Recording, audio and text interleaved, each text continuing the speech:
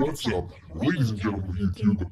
Boogie tonight coming at you live once again to the power of the internet. And today I want to talk to you about what it's like to be sick.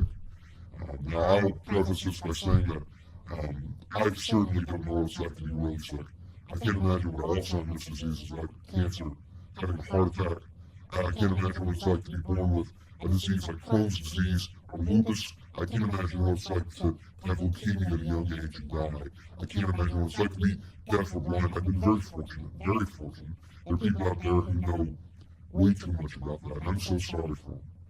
But I have had a sickly life, and I want to talk about that a little bit today. A lot of that, by the way, is my fault, and I'm going to take full credit for it when the time comes. But when I was a kid, I was always very sick. I was hospitalized for pneumonia about 5 times before I was the age of 4. And I had the worst time of breathing. I still do. I had asthma. I had allergies. I'm allergic to every airborne particle there is, from tobacco smoke to dust particles to the grass outside, to the trees, to everything, just everything. And it gave me a state of chronic bronchitis that I still have today. I'm constantly producing too much mucus all the time, all the time. Boogie is a very appropriate nickname for the record. And I remember one year it got so bad, I also got the chicken pox and I got pneumonia with it. So they had to put me in this oxygen tent so that I could breathe. And in this oxygen tent, the chicken pox thrived. I literally got it in every inch of my body, every inch. My ears, my forehead, my face, my neck, my genitalia, my fingers, my hand, palms of my hand had chicken pox. And it was miserable, absolutely miserable. And because of that, partly because of that, I ended up getting pretty fat. And that made the issue even worse. It made it so difficult to do many of the things that so many people take for granted. When you're that size, when you're as fat as I was when I was 15 years old, and clocked in at 350 pounds, they'll tell you, son, if you keep going the way you're going, you're not going to be 20. You're not going to make it to 25. And I led such a shitty life up to that point. I was so depressed and so unhappy. That sounded good to me. I couldn't even imagine being my food addiction. I couldn't even imagine talking myself out of being addicted to food. So I'm just going to eat. And I'll be dead by 25. Good riddance. I'll be ready to go. Well, it turned out that age was a pretty accurate age because at the age of 25 I nearly died. I had developed a condition in my legs called lymphedema due to the poor circulation in my body. It's a condition in which your legs swell and skin dies and it gets gross and awful, and you get these weird misformed, bizarrely shaped legs, and lymph will leak from them from time to time, and I didn't know what it was, and my doctor didn't know what it was. And it got so bad, it got infected, but there was this huge necrotic wound about that big around in my leg, and they kept trying to treat it, but eventually I was septic. The infection got into my blood, it got into my heart, it went into my brain, and they thought I was going to die. I laid in bed for 2 days, septic, unconscious, unable to do anything about it. And I didn't give a shit. I was ready to go. I'm dying and I don't care. I'll just sleep it off. Maybe I'll live, maybe I won't. My good friend Philip Bird and my good friend Chad, they came across me and saw that I hadn't been out of bed for 2 days. And they drove me to the hospital. And they cut me full of antibiotics, they cut me full of fluids, they cut me full of nutrition, and they saved my life. And I remember at that time laying in that bed and saying to myself, I'm ready to go. It's okay if I die. It's okay if I die. I don't really care. And, I tried to make some life-changing alterations. I lost like 75 pounds. I tried the keto diet for the first time, switched over to diet soda, tried to exercise more. But I was so depressed, so miserable, so unhappy. I just stopped caring again. And I didn't give a shit. And I got fatter, and I became shut in, and I just didn't care. And when I turned 30, I got sick again. Something caused my heart to freak out, and it was beating at 140 beats a minute.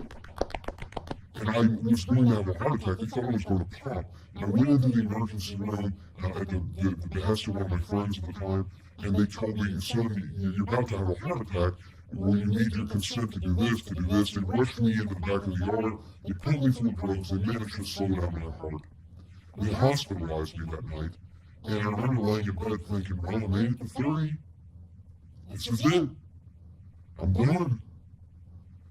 And I'm okay with that. I'm ready to go. I've been ready to go. I didn't even try. I didn't even make much of my life. I'm happy to go.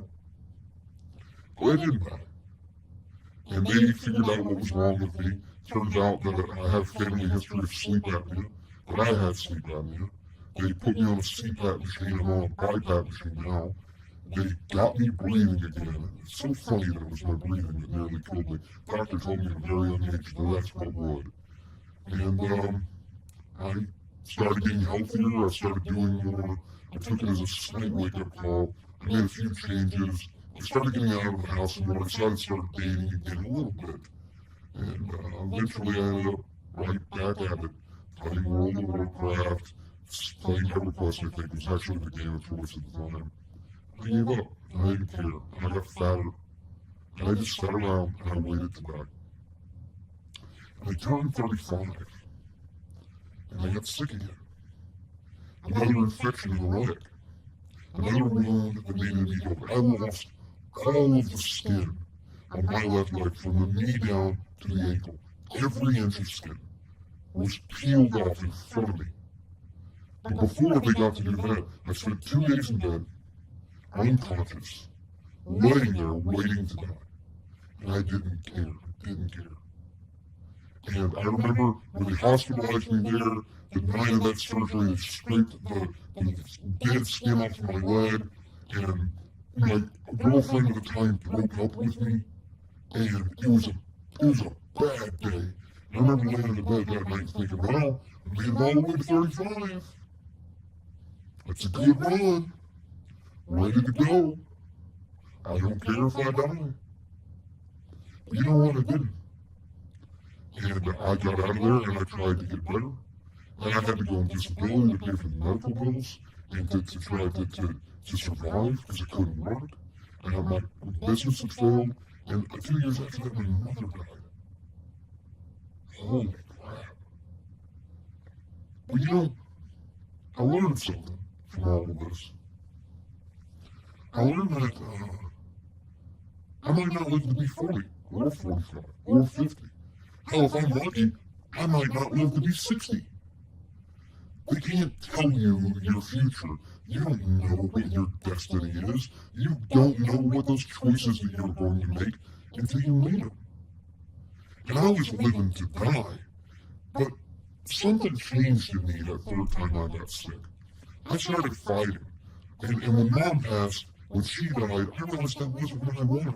I didn't want to join her in the dirt. I wanted to live. I wanted to, for the first time in my fucking life, I wanted to live.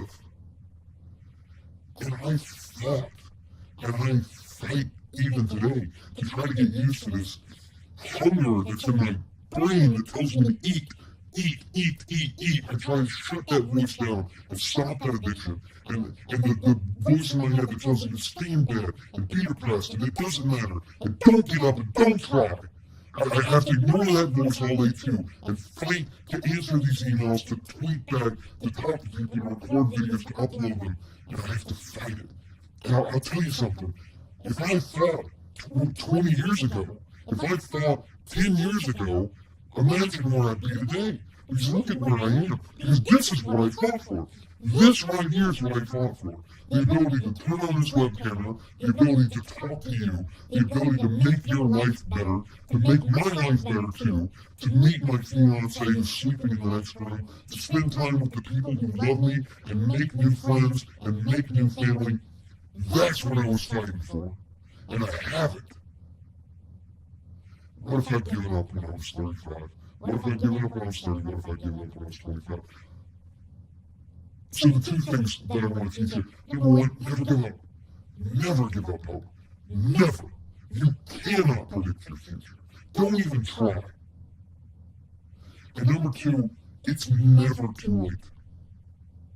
If it wasn't too late for me, it's not too late for you. You've got this, you can do this, you can make anything you want to out of your life. And you know what? If I lose this weight, my body's going to look disgusting when I look in the mirror. It's going to be all saggy skin. I'm going to look like a wet sack of shit. And that's okay. Because I'll be healthier, I'll be happier, I'll be able to move. My knees are shot, my back is shot, my brain is gone. I've done a bunch of damage to my heart. But that's not going to get me to give up now. Not now. And if I'm not giving up, you don't get to give up. You know, no matter what it is, whether you're a little rich white kid from the suburbs or you're some blind and deaf kid who's reading a Braille transcript of this, you don't get to give up. If I don't get to give up, none of us do. So fight for what's yours, fight for what you want, make the best out of your time that's left. Because, you know, we'll all be lucky to live to be 100. You've got some time left. Make the absolute best of it, build the most you can. And I'm going to do the same thing. And we'll see exactly how far we can get together.